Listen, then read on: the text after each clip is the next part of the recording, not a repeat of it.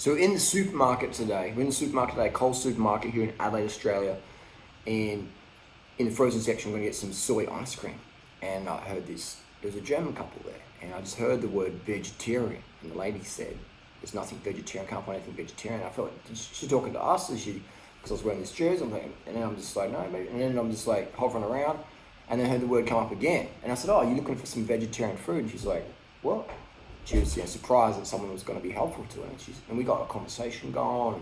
And, it's a very, very nice German couple, had a lot of fun there, and they love, they had Natasha, they were just looking at you, how slim you were. She's just like, just all over it. And it was really good, just really good vegan ambassadors. So we're the first 2 vegans I've ever met. And so we're just showing them all, Natasha's just onto it straight away, just showing them all the options and stuff like that for their daughter, granddaughter, or I think it was granddaughter, who was going to Christmas with them, and they want to serve some vegetarian food. It wasn't vegan, but just serve some vegetarian food. So we're giving them all these options, right? And so, are you serious out there about getting people, on the wagon? Would you stop in a supermarket and start up a conversation? Would you do that? Because I do that all the time, and that's why I wear this sort of stuff. And Natasha loves it as well. We just get in on that, and it feels good to share, because there's so much misinformation out there, isn't it? What chance does someone really have out there? You go to the supermarket, unless you're like, it's a big wall you got to overcome, isn't it? It's a big wall. You go in there and you're like, well, where's it even? What do you even eat? Rice is bad, isn't it? TV said rice is bad, pasta's bad, sugar's bad. So what do you even eat? What can you even eat as a vegan? What do vegans even eat? So you have all this craziness out there, for total noobs. And then you have the experienced vegans. They're like, oh, maybe I'll try intermittent fasting. Maybe I'll do keto vegan. Maybe I'll do 1 meal a day. Maybe I'll do a juice cleanse. Or a water fast. Or maybe I won't eat too many calories. Maybe I'll do 2,000 calories a day. Maybe I'll be raw to full, or water, or whatever, or fully raw, or no fruit, or no no oil, no sugars, no some of it's good. Cutting down your oils is a great idea, but cutting out your sugars or stuff like that is just going to be disastrous for your performances in life. I'm just going to move this because my computer's just cooking around here. Let me just turn this computer off.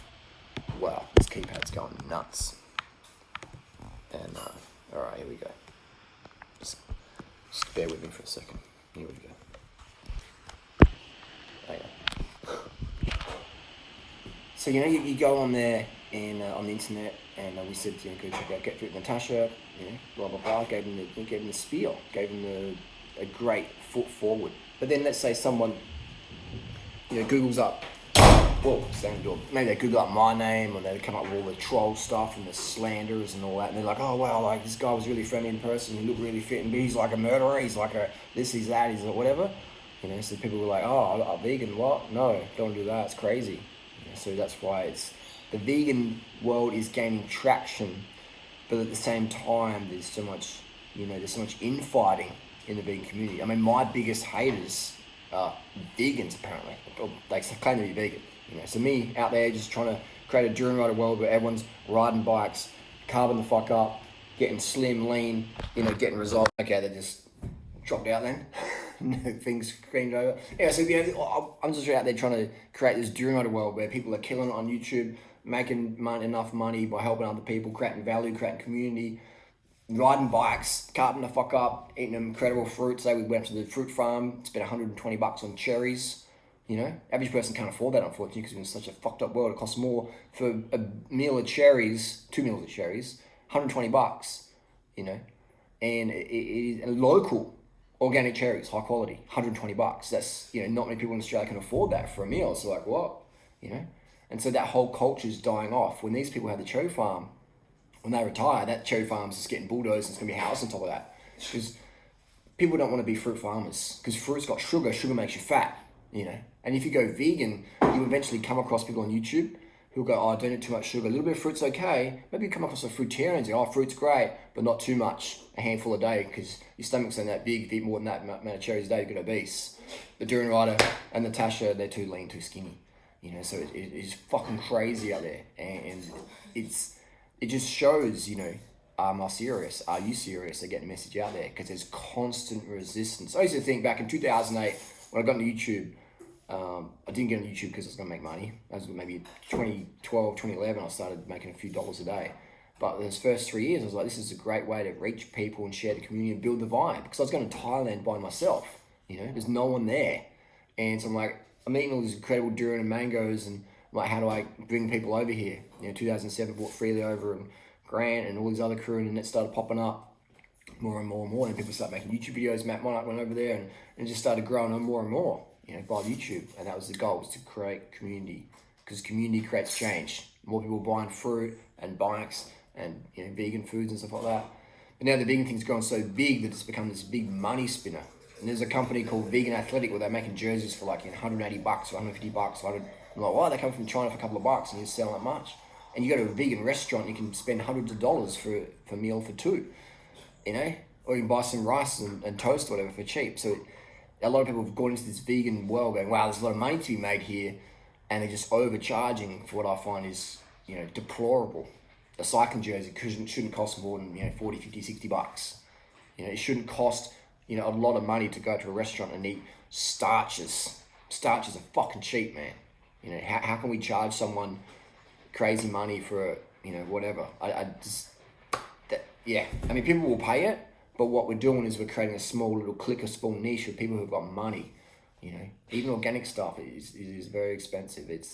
And I can empathize with organic farmers, how hardcore it is, but we live in a fucking crazy world, man. It's fucking crazy. So if you want to get the bigger message out there, then you gotta really fucking work hard and expect massive resistance. And most people aren't gonna do that. If you took the money out of YouTube and Patreon, how many vegan channels would really still be going? I'll maybe think of 2 or 3. Seriously, I know most of these people. We took the money away from them, they'd be like, why am I, what? YouTube, fuck that, I ain't doing that. And that's really sad. So that is a little bit depressing to think of that. And hopefully that doesn't happen. Hopefully people stay on YouTube because they are making money and spreading that message. But unfortunately, a lot of people just, all they give a fuck about is chasing the coin. And you'll find the more money they make off YouTube or Patreon, the less content they actually put out. Yeah, everyone does that, don't they? Almost everyone, 99% of them do that. The more money they make, they just like kick back and like, yeah, man, I'm a fucking gangster, man. I'm verified. That's all good. Make a couple of videos a month or a week or whatever, making big money. If you're gonna make big money, fine, great, but fucking create incredible value, create big change. Don't just sit back and just go, that is deplorable as fuck. But that is, that's what, I've been a big part of that, just by highlighting the lifestyle. Like these narcs or leeches, moochers come on in and go, yeah, I want that. But they're not really prepared to really push the community up. It's more about making a bigger slice of their pie. Anyway, digressing there. And you're going to get mad resistance out there. So people are going to go vegan and they're going to come across, McDougall, after watching my stuff, other people's stuff, and then McDougall will be like, oh, the sugar's good, but don't too much sugar, rice diet's great, but don't too much rice, and then it's just like, what? And there's all this confusion. They're like, oh, but durianriders only lean, and Natasha's only lean because they do a lot of training. So this year I took basically off, killed my fitness levels right down. I did like an 18:55K a few weeks ago. 18:50 for me, that's like marathon pace for 5K. That's how slow I was, I was even going up Norton Summit in like 15, 16 minutes. That's terrible for me. I'm grateful for it, but I'm just saying I killed my fitness this year to show people how, I'm not going to get fat by not exercising. I'll lose fitness by not exercising, but I'm not going to get fat because I keep my fat intake low. So there's so many things I can do to try and prove it to some people out there. They're just like, what do we call these people? NPC, non-player characters. Google that up, NPC. Interesting stuff. But it's my little rant and rave. It is crazy out there, man. This whole low carb shit going on, and even the vegans, it's like people go, I was vegan for a few years, now I'm not, because they're doing like fucking keto shit, like that veggie police guy, just selling out mad, getting the Patreon money, living up in Thailand. Hey guys, and people like that, I don't hate any of them.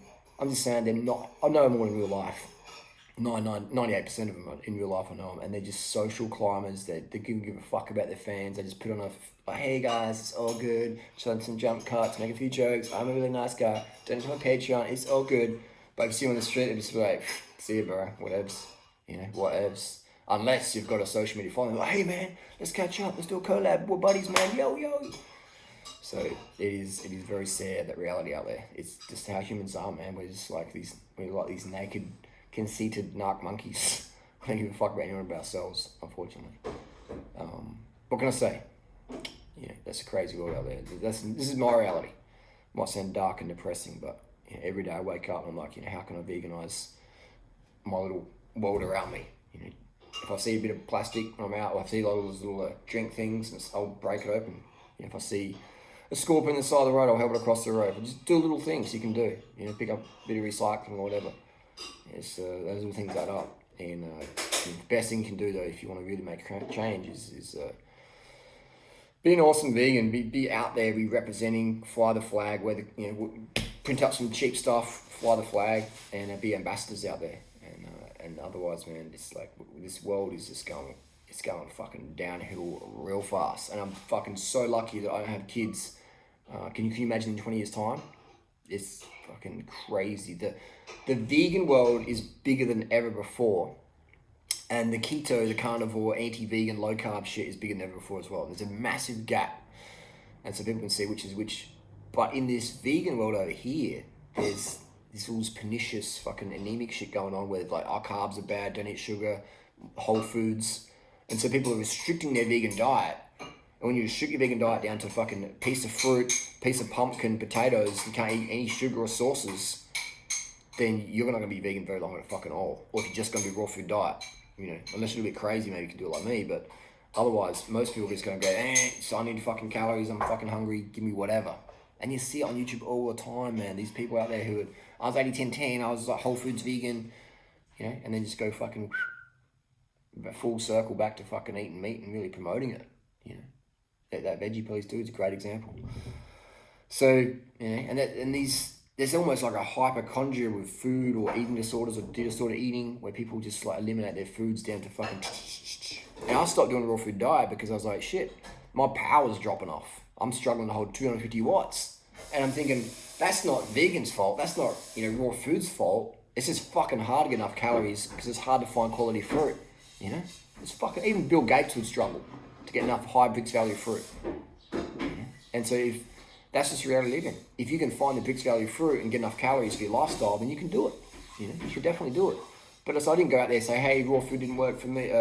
Raw food's bad, it makes you whatever. I just said, the truth is, to find enough calories from quality fruit all the time, it's fucking hardcore. It's hard. Especially if you want to be an athlete. If you're sedentary, raw food diet's quite easy. It's quite easy because you're not really doing much.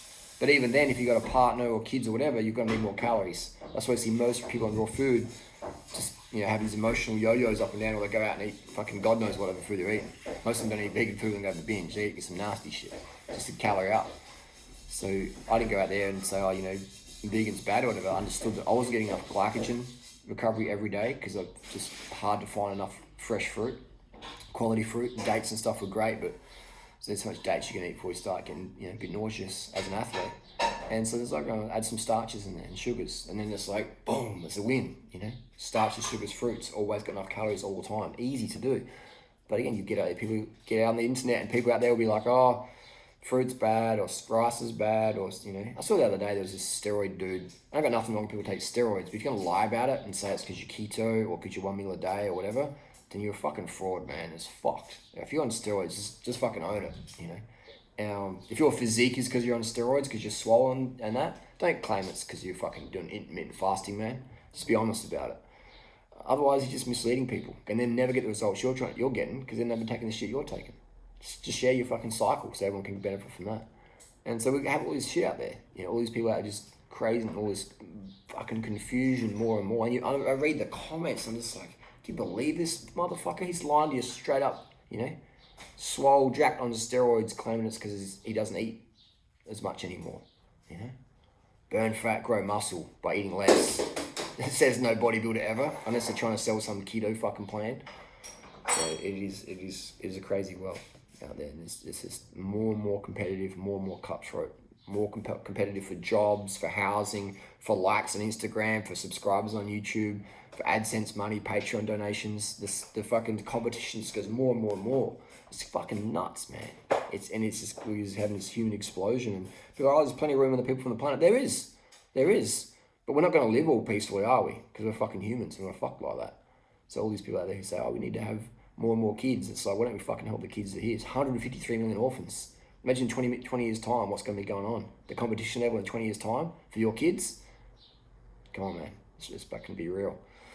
Let's be real. Even Natasha, Natasha's 20. The competition I see with, her peer group, her generation is fucking nuts compared to my gen. It's fucking crazy, man. It's saddening. It's very saddening. Anyway, that's the downer talk there before dinner. Thanks for listening. Share your thoughts, comments down below. What's on the menu, Natasha? Rice and vegan soy fish. Vegan soy fish. With like lemongrass, ginger and garlic. Sounds tasty. Looks very, very tasty. There you go. Living the dream every day. Carbon the fuck up. No one's gonna live no dreams without carbs. Gotta carb the fuck up.